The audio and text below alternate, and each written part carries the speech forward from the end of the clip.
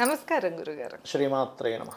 గురుగారు, మనమైతే కనుక ఒక్కొక్క రాశికి సంబంధించిన క్షేత్ర దర్శనం గురించి అయితే చెప్తూ వస్తున్నాం గురుగారు. ఆ రాశికి సంబంధించిన వాళ్ళు ఎలాంటి కష్టాల్లో ఉన్నా, వివాహం అవ్వకపోయినా, లేకపోతే అభివృద్ధి కోసం ప్రయత్నిస్తున్నా ఏ క్షేత్రానికి వెళ్తే కనుక ఇప్పుడు తులారాశి గురుగారు, ఈ తులారాశి వారికి బాగుంటుందంటారు. ఒకసారి ఈ విషయాలు తెలియజేస్తారా? తప్పకుండా అండి. ఫస్ట్ ఆఫ్ ఆల్ ఏంటంటే ఈ తులవారికి ఉండే లక్షణాలు తెలుసుకొని మనం ముందుకు వెళ్దాం. తప్పకుండా. వీళ్ళకి ఏంటంటే మీరు గమనించండి, ఎనీ తులాలగ్న ఆ తులారాశి ఆకర్షణీయంగా ఉంటారు. వాళ్ళు చూడడానికి చాలా ఆకర్షణీయంగా ఉంటారు.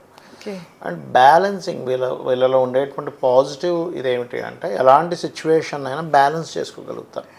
అందుకే మన మహర్షులు ఆ రాసులకి పేర్లు బలి పెట్టారు. అనిపిస్తుంది. తుల అంటే ఏంటి? ఒక బ్యాలెన్స్. అవును, వాళ్ళ బ్యాలెన్సింగ్ అంటే చాలా చక్కగా అంచనా వేయడము. మనం ఎక్కడ తక్కువ చేస్తున్నాం, ఎక్కడ ఎక్కువ చేస్తున్నాం. ఇప్పుడు త్రాసులో వేసేటప్పుడు ఒక బాజు పెట్టినప్పుడు సరే ఇందులో ఇంకొంచెం వేయాలా తీయాలా అనేది ఉంటుంది, తెలుస్తుంది. ఆ బ్యాలెన్స్ చాలా బాగా చేస్తారు. ముఖ్యంగా తులా లగ్నం వారు ఆకర్షణీయంగా ఉంటారు. వీళ్ళకి ఎలాంటి డ్రెస్సెస్ వేసినా ఏదైనా సరే అట్లా కనెక్ట్ అయిపోతాయి. వాళ్ళకి అలా ఉంటుంది. వాళ్ళు లావుగా ఉన్నా, సన్నగా ఉన్నా, పొట్టిగా ఉన్నా, పొడవుగా ఏదైనా, బట్ ఆకర్షణ మాత్రం వాళ్ళలో ఉంటుంది. ఒక కళ మాత్రం వాళ్ళకు ఉంటుంది. అయితే ఈ తులవారికి పర్టికులర్గా ఏంటంటే శుక్రుడు కారకుడు. సో శుక్రుడు కారకుడు కాబట్టి కళలు, ఆర్ట్స్, ఇవి కనెక్టివిటీ ఖచ్చితంగా ఉంటుంది వీళ్ళ లైఫ్లో. ఏదో ఒక ప్రొఫెషన్లో ఏదో ఒక మూల, ఏదో ఒక కారణం చేత వాళ్ళకి ఆ కనెక్టివిటీ లేకుండా వీళ్ళకి ఉండదు. అయితే వీళ్ళు ఎప్పుడు కూడా శుక్రుడు బాగుండేలా చూసుకోవాలి వీళ్ళ జన్మజాతకంలో. వీనస్ గనక స్పాయిల్ అయ్యాడు అంటే మళ్ళీ స్ట్రక్ అయిపోతుంది. ఎట్టి పరిస్థితుల్లో వీనస్ గనక కేతుతో కనెక్ట్ అయింది వీళ్ళ జాతకంలో చాలా ఆటంకాలు జరుగుతూ ఉంటాయి. అప్పుడు ఏం చేయాలి అంటే వీళ్ళు ఎక్కువగా లక్ష్మీ గణపతి ఆరాధన. ఎంత మీరు లక్ష్మీ గణపతి చేస్తూ ఉంటే, కేతు గ్రహం దగ్గర దీపారాధన చేస్తూ ఉంటే చాలా బాగుంటుంది వీళ్ళు. అయితే మనం జాతచక్రంలో ఉండే కాంబినేషన్స్ని బట్టి దేవతారాధన చేయడం వేరు. వీళ్ళ పర్సనల్ చార్ట్లో తులాలగ్నానికి గ్రహాలు ఎక్కడ ఉంటాయో చేయడం వేరు. ప్రతి రాశికి ప్రతి లగ్నానికి క్షేత్ర దర్శనం వేరు. మళ్ళీ వీళ్ళకి ఎక్కువగా విష్ణు ఆలయం, విష్ణు సహస్రనామాలు, విష్ణు ఆలయాలకు వెళ్ళడము. అక్కడికి వెళ్ళి ఇప్పుడు ప్రస్తుతం రాహు కూడా పంచమంలో ఉన్నాడు వీళ్ళకి. ఎప్పుడైతే రాహు పంచమంలో ఉన్నాడు కొన్ని స్ఫురణలు కలగడము, లేకపోతే ఇలా జరుగుతుందేమో అనిపించడము, ఇవి జరుగుతూ ఉంటాయి యాక్చువల్గా. వీళ్ళు ఎక్కువగా ఈ సమయంలో ఏంటంటే విష్ణు క్షేత్రాలకు వెళ్ళి అక్కడ గనక వీళ్ళు నూనెని దానంగా ఇవ్వడము, అలాగే అక్కడ పర్టికులర్గా వీళ్ళు అమ్మవారికి సంబంధించిన, అందులో ముఖ్యంగా కాళీ అమ్మవారు, దుర్గా అమ్మవారికి సంబంధించిన స్తోత్ర పఠనం చేయడము మంచిది. ఇక్కడ మీకు అనిపించచ్చు చదివిన విష్ణు ఆలయానికి వెళ్ళి విష్ణు సహస్రనామాలు చదవచ్చు కదా అని. శాస్త్రాల్లో మనకి ఏంటంటే విష్ణువు హృదయంలో శివుడు, శివ హృదయ విష్ణువు అంటుంటాం. శాస్త్రాల్లో మనకున్నది ఏంటంటే విష్ణు ఆలయానికి వెళ్ళి శివ సహస్రనామాలు చదవాలి, శివాలయానికి వెళ్ళి విష్ణు సహస్రనామాలు చదవాలి అని చెప్తూ ఉంటారు. ఒకరంటే ఒకరికి అంత ఇష్టం అట. ఇప్పుడు మరి అమ్మవారు ఇది చేయమని చెప్పాను, అదే మరి శివుడు అని చెప్పొచ్చు కదా, అమ్మవారు ఎందుకు చెప్పారు? అమ్మవారు అయ్యవారు వేరు కాదు, అంతే కదా. అయ్యవారే అమ్మవారి యొక్క శక్తి, అయ్యవారు. అవును. అంటే ఈ శక్తి ఏదైతుందో శక్తే అమ్మవారు అనమాట. శివుడు దీపం అనుకుంటే దీపం నుంచి వచ్చే వెలుగు అమ్మవారు. అంతా నడుస్తుంది. ఎలా నడుస్తుంది? శక్తి ద్వారా నడుస్తుంది. ఆ శక్తి ఎక్కడి నుంచి వచ్చింది? శివుడిలో నుంచే వచ్చింది. శివుడు అనుకోండి, విష్ణువు అనుకోండి, ఇంకేదైనా అనుకోండి, ఆ పరమాత్మ యొక్క శక్తి అమ్మ. అట్లా అనమాట. కాబట్టి అక్కడికి వెళ్ళి మీరు శివ సంబంధించినవైనా చేయొచ్చు, అమ్మవారికి సంబంధించిందైనా వీళ్ళు చేయవచ్చు. అయితే ఇప్పుడు వీళ్ళకి ప్రస్తుతం పంచమంలో రాహు ఉన్నాడు కాబట్టి ఈ తులవారికి కొంచెం రెగ్యులర్గా దుర్గా ఆరాధన చేయడం, ఇలా విష్ణు ఆలయానికి వెళ్ళి అక్కడ దుర్గా నామాలు చేయడం చేస్తూ ఉంటే ఖచ్చితంగా వీరికి బాగుంటుంది. అదేవిధంగా అక్కడ గారెలు ఉంటాయి. ఇప్పుడున్న కండిషన్లో అంటే ఇప్పుడు దాదాపుగా మనకి నవంబర్ 25వ తేదీ వరకు రాహు పంచమంలోనే ఉంటాడు వీళ్ళకి. క్షేత్రాలకు వెళ్ళి అక్కడ గనక ఎవరైతే ఈ గారెలు పంచుతారో, కొంతమంది చూడండి తయారు చేయించి స్వామివారికి నివేదన చేయించి తీసుకొచ్చి అందరు భక్తులకు పనిచేస్తారు. వీళ్ళకి ఎటువంటి భూత ప్రేతాది పిశాచ సంబంధించిన బాధలు ఏమున్నా సరే తొలగిపోతాయి. సర్వసాధారణంగా మనం ఆలయానికి వెళ్ళేటప్పుడు కూడా చాలామందికి సందేహం కలుగుతుంది, ఏం పోతాం క్షేత్రానికి, ఏదైనా ఇంక వేరే ఎక్కడికైనా వెళ్ళొచ్చు కదా అని.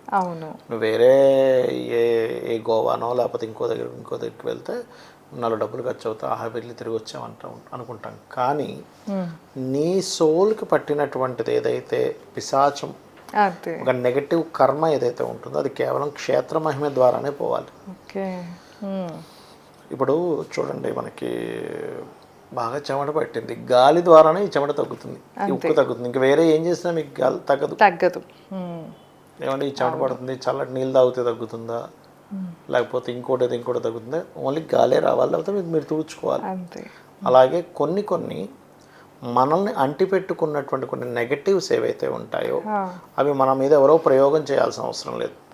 ఒక్కొక్కసారి మన సోల్ వీక్గా ఉన్నప్పుడు, లేదా మనకి రాహుకేతువుల యొక్క మహాదశ అంతర్దశలు నడుస్తున్న వాటి ఆ గ్రహాల యొక్క పొజిషన్ సరిగ్గా లేకపోయినా, పాపగ్రహ సంబంధాలు ఉంటూ వాటి యొక్క పొజిషన్ సరిగ్గా లేకపోయినా కూడా వారికి కుదరదు అనమాట. అంటే వాళ్ళ లైఫ్లో ఈ బాధలు ఎక్కువ పడుతూ ఉంటారు. అలాంటప్పుడు క్షేత్రానికి ఒక పరిధి ఉంటుంది, ఆ పరిధిలో ఆ నెగిటివ్ ఎనర్జీస్ వచ్చి ఆగిపోతూ ఉంటాయి. ఎప్పుడైతే వెళ్ళి అక్కడ 2 రోజులు 3 రోజులు 5 రోజులు 7 రోజులు నిద్ర చేస్తారో వాళ్ళకి బాధల నుంచి విముక్తి కలుగుతుంది. అందుకని వెళ్ళమంటూ ఉంటారు. అదేవిధంగా మన కర్మని మార్చే శక్తి క్షేత్రాలకు ఉంటుంది. అందుకే చూడండి, పూర్వకాలంలో వివాహం అవ్వట్లేదు, క్షేత్రానికి వెళ్ళరా అంటారు అనేవారు. అవును. లేకపోతే మీరు పిల్లలు కలగట్లేదు, క్షేత్రం తిరిగి రండి, క్షేత్ర దర్శనాలు చేసినట్టు కలుగుతారు అనేవారు. ఎక్కడి నుంచి వచ్చింది అది అంటే, ప్రతి క్షేత్రంలోని మన కంటికి కనబడకుండా ఒక సూక్ష్మ రూపంలో మహర్షులు, సిద్ధులు, గంధర్వులు, యక్షులు అంటే ఎవరు? ఈ మన కుబేరుడు కూడా యక్షుడే. అదే మనం చెప్పుకుంటున్నాము యక్ష సాధన అంటే.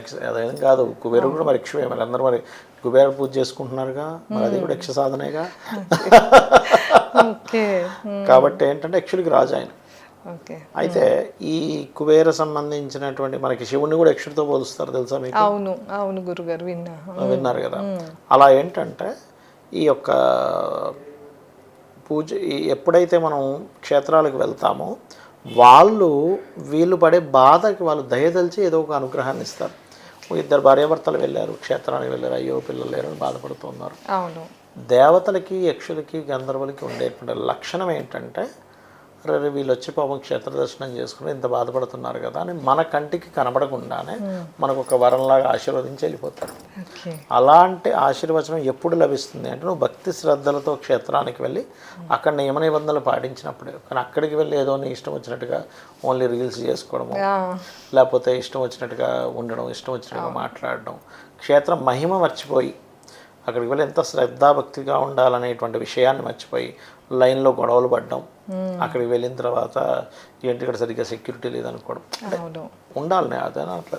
కానీ ధ్యాస ఎంతసేపు కూడా ప్రసాదం ఎలా ఉంది, లైన్లో జనాలు ఎంతసేపు నిలబెడుతున్నారు, లోపలికి వెళ్ళాక అక్కడ ఇవన్నీ కాదు నువ్వు పట్టించుకోవాల్సింది. అది క్షేత్రము.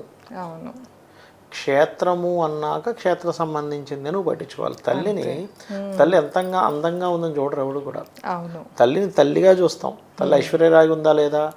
ఇప్పుడు చిన్నపిల్లవాడు ఉన్నాడు, ఐశ్వర్యరాయిని లేకపోతే పక్కన సొంత తల్లిని పెట్టాడు. తల్లి నల్లగా ఉన్న పిల్లవాడు ఫస్ట్ తల్లి దగ్గరికి వెళ్తాడు, ఐశ్వర్యరాయి దగ్గరికి వెళ్ళడుగా. అంతే కదా. అలాగే తల్లి తండ్రి విషయంలో మనం ఎలా ఉంటామో తల్లిదండ్రిగా చూస్తామో, క్షేత్రాన్ని దేవతని కూడా అదే భావనతో చూసినప్పుడు నీకు ఆ క్షేత్ర మహిమలో ఉండేటువంటి ఆ శక్తి ఏదైతుందో నీకు వస్తుంది. అంతేగాని నీ దృష్టి అంతా ఎక్కడో ఉంటూ క్షేత్రాన్ని ఇంకో రకంగా టూరిస్ట్ ప్లేస్లో చూడడానికి వెళ్ళలేదు. సో విన్నారు కదా, తులారాశి వారికి సంబంధించిన క్షేత్రం గురించి అయితే మనం ఈ వీడియోలో తెలుసుకున్నాము. ఇంకా మీకు ఎలాంటి సందేహాలు ఉన్నాయి, లేకపోతే ఎలాంటి సమస్యలతో ఇబ్బంది పడుతున్నారు అంటే స్క్రీన్ పైన స్క్రోల్ అయ్యే నెంబర్కి కాంటాక్ట్ అవ్వచ్చు. ధన్యవాదాలు. నమస్కారం. శ్రీమాత్రే నమః.